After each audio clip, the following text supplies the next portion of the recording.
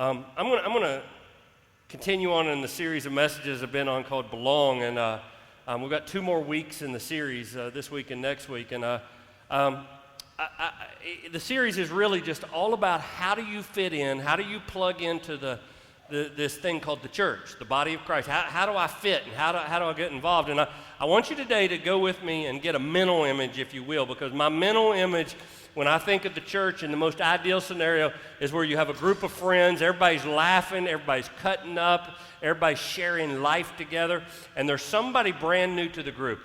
For the first time, they're a part of the group, and maybe she looks at the group and she thinks, I don't know anybody yet, but I feel like I could belong here. I feel like this could be my place. You know, that's the image I want you to keep in your mind, in your head, as you think through this message. Because every one of us at some point has been that new person, right? Have you ever been the brand new person at anything? I mean, maybe this week, all the kids went back to school this week, or the ones in Virginia start next week. But you go back to school and you're the new kid, right? You're the brand new one, and you don't know anybody else, and it just feels really weird and really awkward and hard. Or maybe you start a brand new job and you go into the job and everybody seems to know each other. Everybody's talking, everybody's having a good time, and you just feel like you're on the outside, right? And it feels just that strange kind of feeling that goes on with it. Or maybe I was just talking to somebody about when we first moved to the area. We moved here in July 1996, and I can remember coming in. It was the first time in my life. I mean, even when I went to college, I didn't feel like this. But when I moved here, I didn't know anybody. And we had a church in Shepherdstown that was sponsoring us and doing the start. So we went to this church, and we were brand new. We didn't know a soul, and everybody was talking. They were all having a good time. They were just enjoying church, right? And we were like the new kids, and everything was new. Everything was different. And so that wide-eyed look, and I don't want to ever forget what it feels like to be brand new, right? I think it's a good thing for all of us as believers, especially church folks, to get this in our head of remember what it feels like to be new, because it can be really strange and really hard to coming in. And the reason I say that is because sometimes in church, we're really good at greeting people that we know. Right? Y'all know what I'm talking about. I mean, when you know people and you've been around for a while, we greet them. And so what we would say is, man, New Life is really, really a friendly place. We're a welcoming place and all of that. But if we're not careful, the only people that get greeted are the people that we know. And that's why I want you to really watch, because the longer you're in church, the more you really know people. And so we can, as soon as church is over, we'll end up in this corner or that corner or this over here, and it's just us few people that we know that we're greeting. And to them, it's the most friendly, the most welcoming, the most awesome place at our church. But not everybody, here's what I want to say, not everybody's plugged in like that. You know, some of you aren't plugged in. You know, maybe today's your first time. You know, and first times always feel awkward. They always feel weird. You're always just a little bit scared and uptight about what in the world doing. And you might even be asking yourself, am I in the right place? Am I going to be accepted? Am I going to be included and brought into what's going on and do that? But here's the reality. Every single one of us, inside of us, there's something we want to belong. It's almost primal. It's almost like it's a right we have that I need to belong. I need to be a part. Well, I want to take you to Luke chapter 14. This is a story that is one I think it's really important we understand as a church.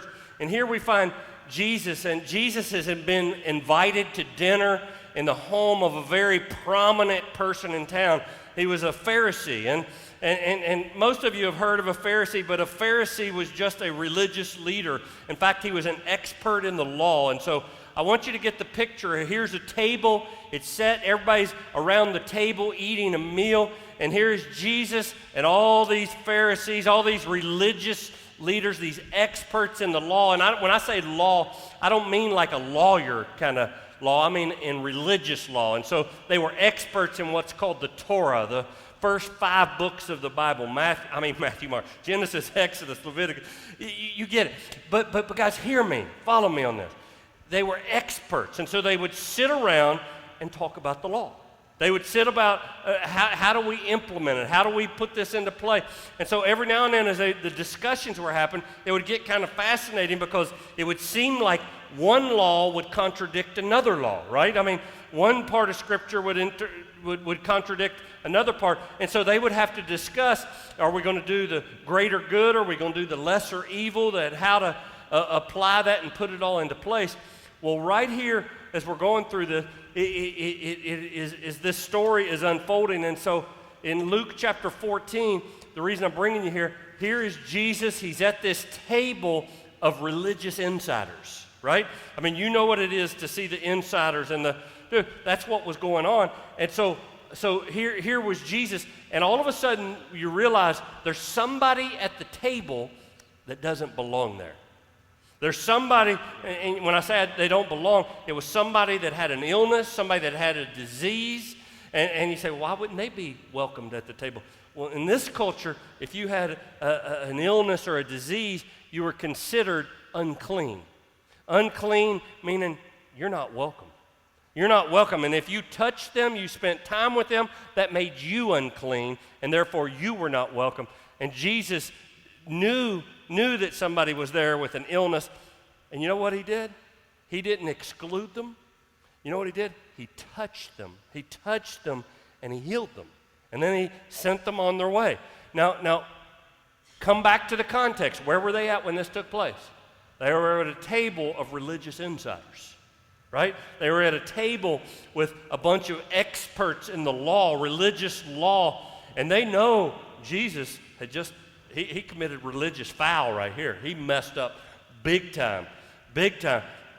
And so the tension in the room had to just go, get off the charts. I mean, they're stressed out. And there's a guy who Luke said this. It's on the screen. It says, blessed is the person who will eat at the feast in the kingdom of God. Now listen, I don't know who it was that said this, but listen, it had to be like the middle child, you know, the person that we get in a group and they always get nervous as soon as tension enters a conversation. That they're the one. Blessed is the one who eats at the feast of the kingdom of God. Jesus could have laughed at this moment and said, yeah, that's true. It's absolutely the truth, and he could have moved on. He could have just bypassed this tension altogether, but he didn't do that. In fact, Jesus kind of leaned in, and listen what the scripture says about it. It says, a certain man was preparing a great banquet and invited many guests. At the time of the banquet, he sent his servant to tell those who had been invited, come, for everything is now ready.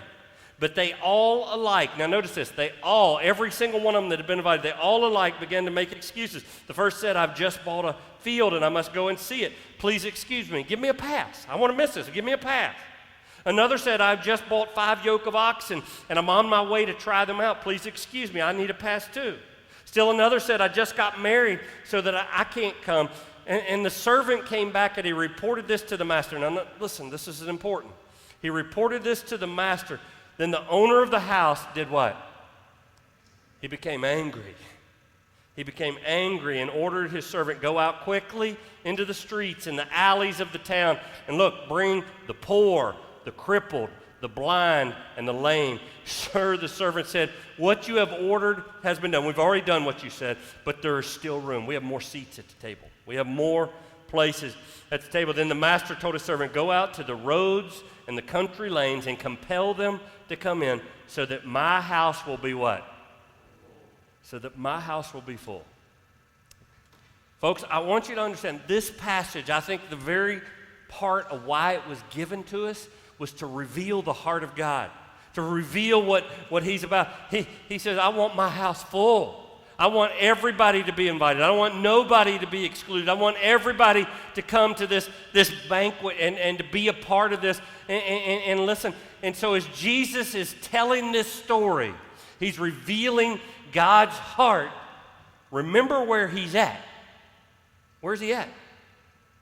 He's at a table of religious insiders. He's at the table, and they're ticked. I mean, they're ticked because the very law that he's violating is the law they put into place.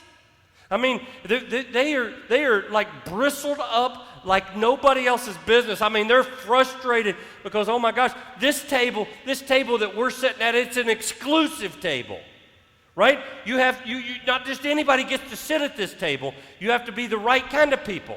And Jesus blew it away. He says, I want everybody, I want all kinds of people to come to my table, right? In other words, not just people like you and me. Not people that like to worship like you and me. Not people, I mean, it might be people that stink. I want you to go out into the alleys and the back seedy places, and I want you to go, the Pharisees weren't like that.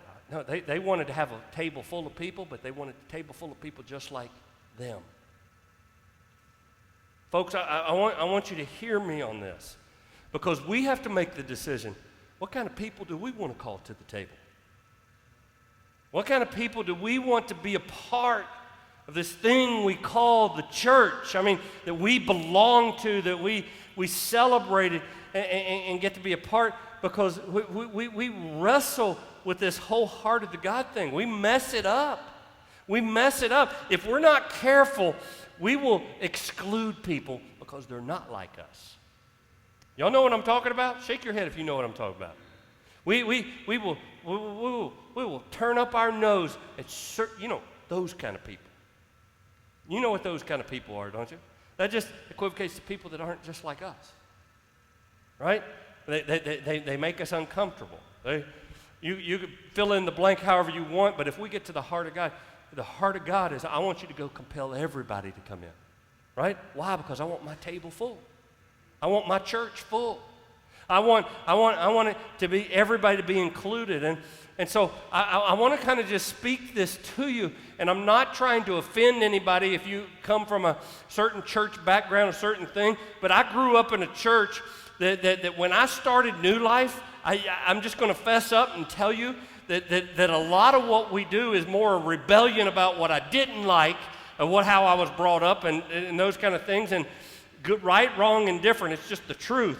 And so one of the things that I saw when I was a kid was in the middle of the message, not the message, but the middle of the service, our pastor would stand up and he'd say, hello, I'm so-and-so, and welcome to Edgemont Baptist Church. We are so glad that you're here with today. Do we have any visitors today?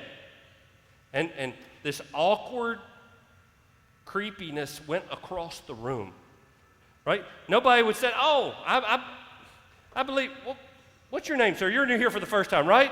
Right? You? Yep, Mike. Okay, Mike, good. Mike, would you stand up? Mike, stand up. Yeah. No, you can stand up, Mike. But literally would make people stand up in front of a whole group of people, and then he'd say, folks, is there anybody else? If you're here and you see somebody you don't know, just kind of point at them and we'll do it. And then one of the deacons of the church would come down to the front. He would get a bucket and he would walk down and he'd say, oh, Mike, how many's in your phone?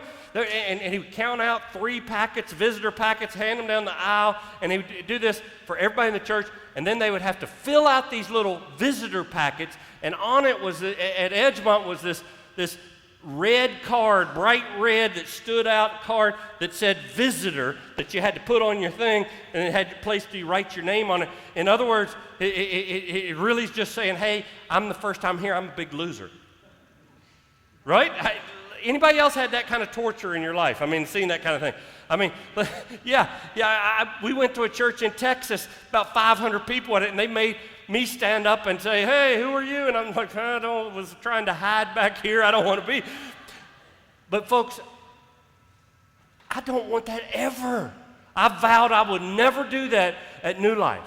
Why? Because I have a foundational, fundamental belief that people ought to come and feel welcomed and wanted. They ought to not feel watched and worn out. You ever gone someplace and you feel like everybody's staring at you, everybody's looking at you, you're the new weirdo? And I vowed we will never do that. We'll never make people feel like that.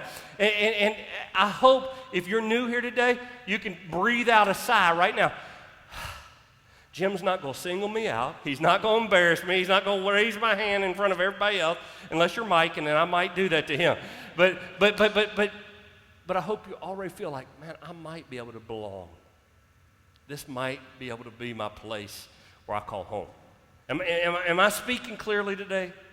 I hope that y'all hear what I'm saying, because everybody wants to fit in. You know, I tell you that story because, you know, the truth is I've always wanted to fit in. Now, you hear me all the time talk about being different and different to make it. I want to be different, but the reality is I just want to fit in. You know, I'll take you all the way back to when I was like 8th grade, you know, middle school. I was this short, little pudgy kid. You know, I really did used to be short. You know, not so today, but I used to be. And listen, and I wanted to fit in so bad. Anything, music and sports I tried to do. I was a part of music at school. That definitely wasn't for me. I got out of that. I tried sports, and man, I was active in sports, and some of them I did pretty good in, and some of them not at all. But listen, I found out that's not who I am. That wasn't my thing. And so finally, I really realized what my thing was, and you know what it was? It was skateboarding, right? I mean, and listen, skateboarding's kind of cool today. It wasn't cool when I was a kid, right? It was brand new. And listen, here we are. We're trying to dress like these kids from L.A. We built our like 15-foot tall skateboard ramp, and we spent hours upon hours. And then I realized, who am I kidding? This isn't me either. But finally, I found the real thing. I got to 10th grade, and then it was punk rock music, right? No, literally, I used to have hair. I know y'all don't believe that either. But I grew that sucker up, and I had my mohawk, right? I got my ear pierced, and I put a safety pin through my ear. Yeah, it was really cool then. I mean, and I had my blue jean jacket, and it was lined with safety pins down both arms, and I had my anti-government pins all over my thing. And there'll be no pictures because I might have a flashback or something, but hear me. All I ever wanted to do was fit in. Here in just a minute, we're going to observe the Lord's Supper, communion. And I want you to hear me. If you talk about the Lord's Supper, the Lord's table, remember, He wants everybody to His table. Everybody's invited. Everybody's welcome. There's not a one of us that fit in at that table. Not one. But yet, because of Jesus, we can belong. We can pull up a seat to the table. Anybody tracking with me on this? This is foundational, important to grab hold of this when we understand the church, because the church, we're a bunch of messed up people, but we belong because of Jesus. We belong because of the cross of Christ, and it makes it so that I belong. Of course I don't fit in. I don't even fit in this room when I talk about the sin that's been a part of my life. But listen, because of Jesus, man, I absolutely do it. You know, Brene Brown, I don't know if you've ever heard of Brene Brown. She's a professor, she's an author, and she's studied for years and for years the subjects of courage and vulnerability and shame. And I want you to listen to a quote of hers, because I just absolutely, it resonates in my heart with what she says. She says, contrary to what most people think, belonging is not fitting in. Belonging is not fitting in. In fact, fitting in is the greatest barrier to belonging. Fitting in, I've discovered during the past decade of research, is accessing situations and groups of people and twisting yourself into a human pretzel in order to get them to let you hang out with them. Belonging is something else entirely. Listen to what she says. She says, belonging is showing up and letting yourself be seen and known for who you really are. And that's powerful. Belonging is showing up and letting yourself be seen and known for who you really are. None of us fit in around that table. None of us. There's not a one of us that could raise our hand and say, I measure up. There's none of us. We're all messed up. I'm talking filthy, dirty, rotten sinners. But because of Jesus, because he chose to leave his place of high honor in heaven and step into our world and live a perfect, sinless life, and he willingly laid down his life on the cross, he says, you can belong too. You can be a part and come up to my table and to be a part of that. And guys, that's good news. That's something we ought to get excited about. But you say, Jim, okay, we get that message, but why are you sharing that? Because who we are and what we are is critical to the mission and the heart of God. When I talk about his heart, remember, his heart, that his table be full. His heart be that everybody be invited. That means our mission is to take this message, to partner with God, to take this good news message that everybody's welcome, that everybody's invited, to everyone. Our job is to help share that and to include in that. And so I'm going to ask you a what if question. Say what if. What if we truly, right here, just this group, what if we became the most welcoming group of people in the tri-state area?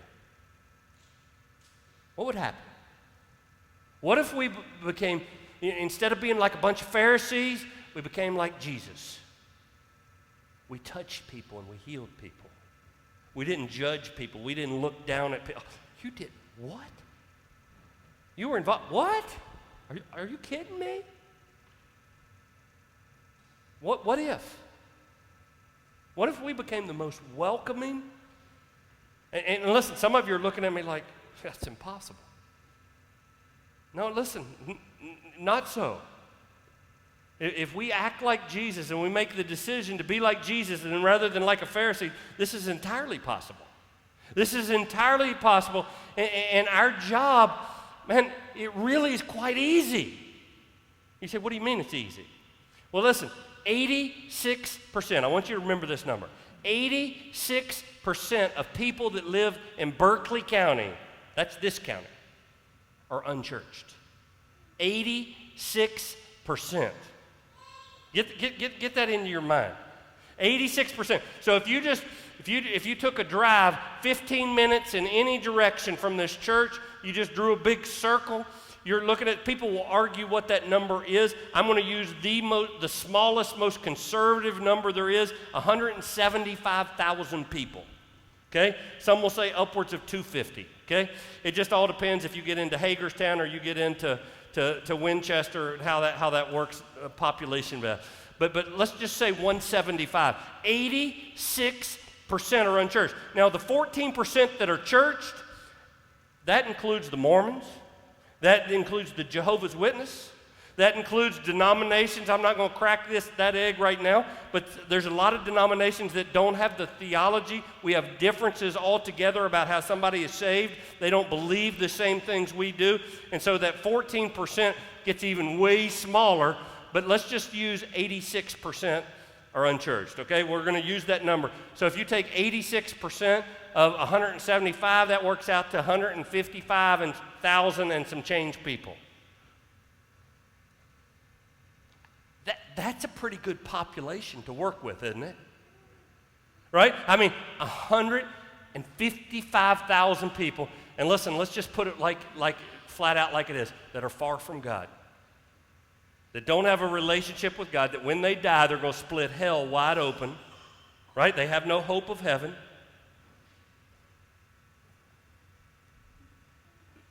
What we decide of whether we're going to be like a Pharisee or like Jesus is hugely important.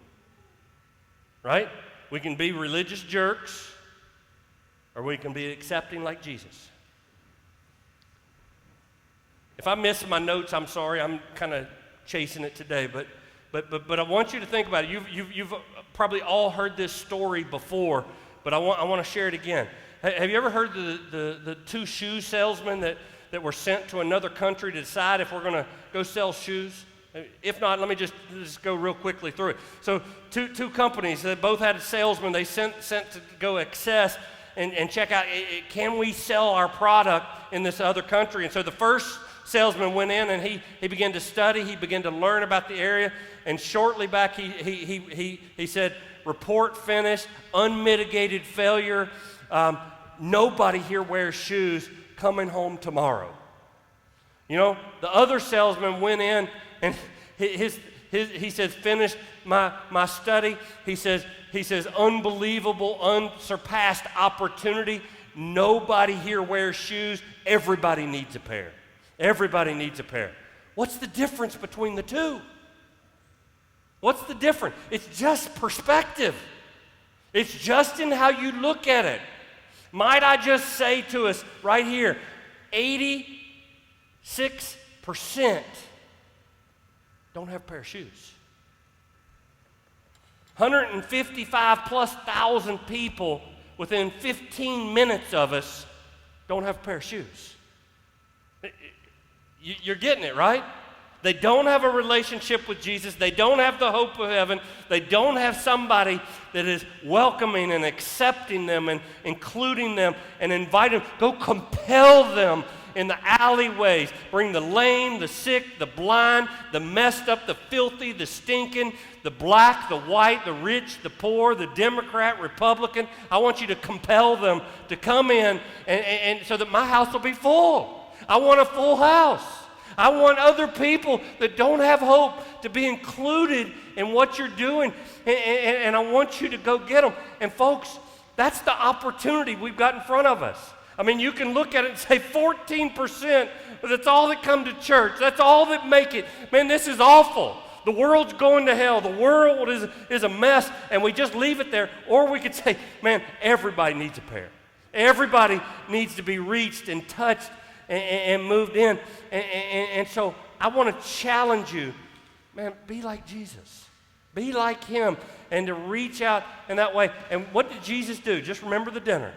He just touched them in a place where everybody said, you shouldn't do that. You shouldn't welcome them. You shouldn't include them. This is hard. This is not easy. This is dirty. People are going to talk. You want people talking about our church? I mean, come on. I mean, you know, if we're going to be good little church people, we can't be associated with people like that. Come on, folks, you get out to the people that hang out in the alleys and the byways and the country roads and the country lanes, you're going to start hanging out with some seedy people. And you know what? You know how I know they're seedy? Because they're just like me. They're just like you. We just like to dress it up on the outside.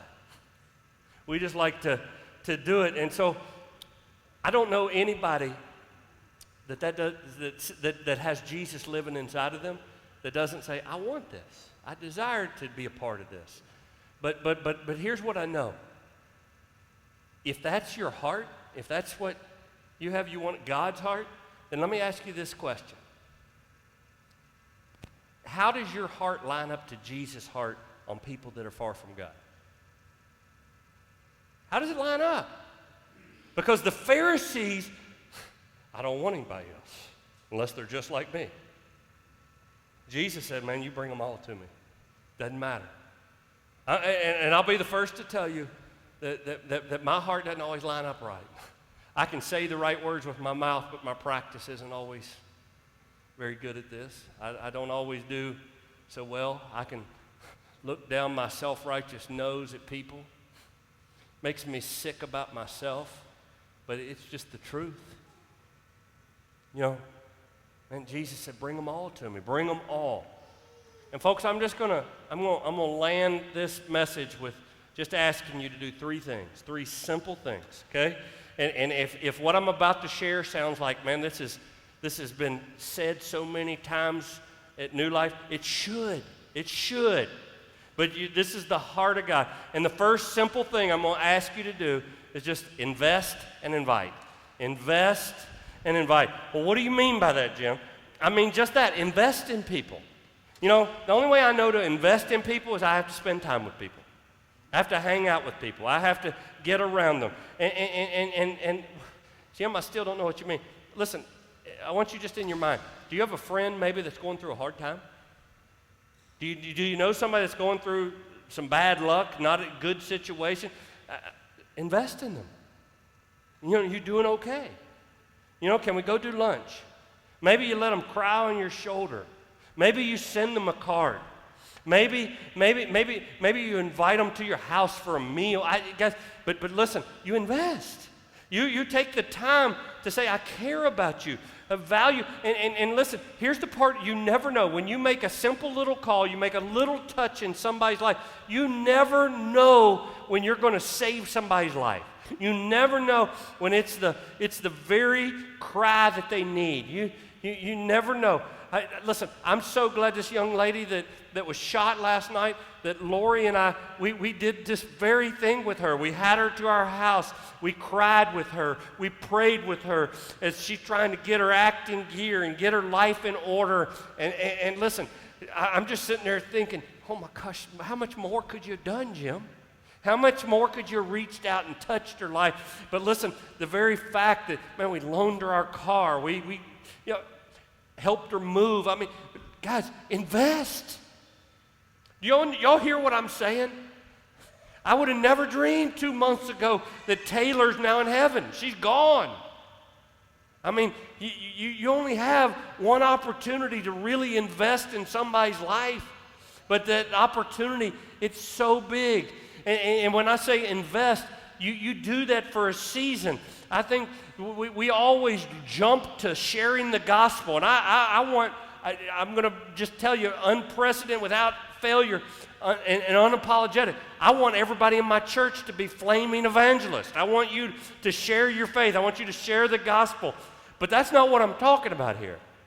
I'm talking about, listen, you don't need a degree. You don't need a Bible study class to care. Anybody catching me? Just care. Just be decent. I'm so tired of living in a culture where people are just not decent to each other. We've got to hate everybody around us. If you're a Republican, I hate you. If you're a Democrat, I hate you. It gets old. Just invest in people. I care about you. I care. And once you made those investments, invite. Now listen, don't make the huge leap. Invite to the gospel. Invite them into your home. Invite them into your life. Just simply come over, hang out, watch a TV show. Let's go to a game together. Let's go shopping together. Just invite them. Just invite them into your home. And I'm going to tell you, some of you don't see it, but the level of dysfunction that's around our culture, most of your homes are broken and dysfunctional. I mean, and Wayne and I were just talking this week that my gosh, we feel like we cheated because we grew up stable and healthy families. Most people don't have that. Most people have not experienced that life. That's why the church, the people of God, listen, we're all broken. We're all messed up. We need each other. We need that support, and invite them into our family. Invite them into experience what God is doing. And some of you are here because somebody invited you. I just want to remind you, that's not because they're trying to make you feel uncomfortable. No, it's because they love you. They want you to experience how awesome community is and what God can do through that. And so I want to encourage you, invest and invite. Invest and invite. In fact, I put a little card in your program where you can use that just to write down the names. And this isn't for you to turn in, it's for you just to be reminded to pray for whom I'm investing in, whom I'm inviting and working through. And so think about it. Is it a friend you need to do this to? I want you to bring people to mind. Is it somebody at work? Oftentimes it seems like God calls me to people that are like the most difficult people in the world. And it's like, again, I'm just like you. There's certain people that drive me nuts. Certain people, I'm looking at some of them. No. But you maybe they act like that because they've never been accepted. They've never had somebody love them. I mean, maybe you're the very reason that God put you working at that place. Maybe it's somebody in your neighborhood. They act different than you do. They believe different than you do. Maybe he wants you to be a tangible expression of God's love. Maybe just by you caring, by showing up over at their house, by taking a plate of cookies over, by connecting with them. Guys, I don't know, but listen, invest and invite. That's number one. Number two thing I'm going to challenge you with is just to become a greeter. Become a greeter. And you say, what in the world? So the first thing we're going to do, I want everybody to put their right hand up in the air, just like this. Right hand. Everybody, come on. Palms up. Let's do. Listen, I come on over here, Mr. Willett. You're involved in this too. I hereby commission every single one of you that you are now official greeters of New Life Community Church. Okay, you've got this conferred upon you whether you want it or not. And so here's the deal. Every single week from this day forward, you're now commissioned that 3 rows in front of you, 3 rows behind you. In this service, that's all of us, right? If there's somebody in the row in front of you and behind you that you don't know their name, guess what you get to do now? I'm going to go up and say, hello, my name is Jim. You know, what's your name? Right? What's your name? And you say, really? No, really, I'm going to ask you when you come out the door today. I'm going to ask, who'd you meet? Who'd you be a part of? And so I want you to meet somebody. I mean, to go do it. And you say, Jim, why would you do something like it? Do you realize, and I'm just going to be frank, there's probably somebody in this service right now that's kind of already said it in their mind, this is my last chance at New Life. No, seriously. Seriously. This is my last Sunday. You know, I've been here for months, and I don't have any friends. I don't feel a part. And listen, just the fact you going up, so my name is Jim, what's your name? Or my name's Jim, I'm sorry, but I can't remember your name. I say that every week to multiple people, and I'll have to say it to you again. I've never had anybody get mad at me yet because I want to know what their name is. Most people are glad you want to know their name. Most people are glad. But do you realize you could save somebody from leaving this place of worship? I mean, it's just the truth. Sometimes you can save somebody's entire life because they feel included and welcomed and wanted. You know, you get to be a part of that. I mean, this is such a beautiful thing that we can make this the most welcoming place. What if we did that? What if we greeted people in that way? And of course, we want people to be on an official capacity of being at the door greeting, but the truth, if every one of us just did it in this room, and we extended that welcome and that love and acceptance to everybody, we wouldn't need a greeter. We wouldn't need somebody in a capacity out there doing it. Why? Because we're all doing it. We're all reaching an arm. And I'm going to tell you, you can warm up this fellowship. You can turn up the temperature. And here's what I know. If this church gets warm and excited by the things of God, you know what happens to the church down the street? You know, we all interact with lots of people from all over the community, right? And we rub shoulders, and you know what happens? This church will warm up another church. And if that church gets on fire and warmed up, and we hang out with them, they will warm us up. And what happens? Here's the beauty. We warm up, they warm up, another church warms up. All of a sudden, the climate around those churches warms up as well. The evangelistic temperature of the whole community changes, and then awakening happens, revival happens, a moving of the Spirit of God can begin to happen. And it's also crazy because I become a greeter, because I do something so simple, so doable. We try to make this faith thing way too hard and more complicated. No, I just invest and invite people. I become a greeter. And thirdly, what I'm going to challenge you to do, I want you to help me prepare for guests. Prepare for guests. You know, when you have a guest coming to your house, what do? You get ready. You know, I know Lori makes me run the vacuum cleaner. I have to clean the bathroom, right? I have to do dishes, and I know I ought to do that all the time, but yeah, okay. But when you have guests, you get ready. Well, listen, there was a time when I started dating this little peanut of a girl named Lori, right? I fell head over heels for this girl, and after a time, she says, you want to go home and meet my mom and dad? And I'm like, And so they're actually in the service. Wayne and Lana, I'm going to embarrass y'all. But listen, I got to go to their house, and listen, I came in. You want me to tell you how they made me feel? They made me feel like $1 million, right? I walked into the house, and it was spotless, and they were fussing over me. What would you like for dinner? What would you like to eat? And then Lana found out that I like these chocolate chip oatmeal cookies, and she puts like these Rice Krispies inside these things, and they're like crispy yet gooey yet, and she would always, every time I came around, Lana, you tell them it's the truth, she would make this cookie jar about this big around full of those cookies. And listen, 30 couple years I've been married, and I still love to go to Wayne and Lana's. Why? How many of y'all like to go to your mother-in-law's? Don't be careful. But listen, they've always made me feel welcomed and wanted. They've always made me feel like $1 million. Are y'all connecting with what I'm saying? When you make people feel special and loved, my heavens, what would happen if we could do that? If we could package it, just love to people that come in the door. Because people come in, some of you came in hurting today, broken. Man, we're family. We're family. Family does life together. Family shares in those things together.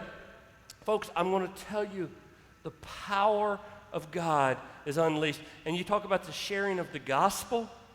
In that environment, when you invite people to come in, when you greet them and welcome them, they can see they're prepared for, evangelism is nothing. Rick Warren always says, when you have a ripe piece of fruit, you just barely shake the limb and the fruit falls off. Everybody with me? You don't have to twist an arm. You don't have to beat somebody up with Jesus. When they're in an environment of love and grace, the fruit comes off the tree pretty easy. Guys, we're getting ready. We're going to come to the Lord's table now. And here's what I want to just give you a simple reminder of. This table is open to everyone. Why? Because God said it was. Anybody can come and partake of the Lord's Supper. Some churches you go to, they said only for members. No. Whosoever will, let him come. The only exclusion of this whole thing is not set by God, it's set by you.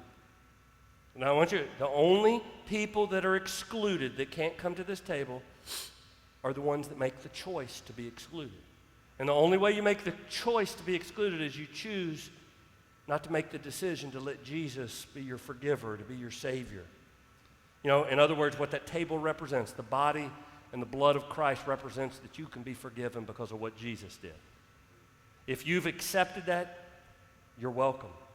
If you've never accepted it, if you've never made the decision, I'm going to be a Jesus follower, and I want to receive what He did for me. He let His body be broken. He let His blood be spilled for my sin. Then today, I'm going to invite you to come. And when I say invite you to come, I'm going to invite you to come and take those elements, and for the very first time, we take a bit of bread, if you've never been around it. We dip it in a cup, and what Jesus did for us, and we just simply partake of it. Those elements won't save you, but your faith will. You coming for the first time today and saying, I want this. I desire this. It can be yours. In fact, when you come forward, there's going to be 2 people at each table. You'll give you the elements. I want you to just simply say to them, today's my day, meaning today I'm giving my life to Christ. I'm choosing to follow Him. And folks, I want you to understand, this is a holy moment, right? It's a super special moment. The tables are open to whoever wants to in a moment. But if you're not prepared, that's fine, understand as well. Stephen, you go ahead and come. But guys, whosoever will, let him come.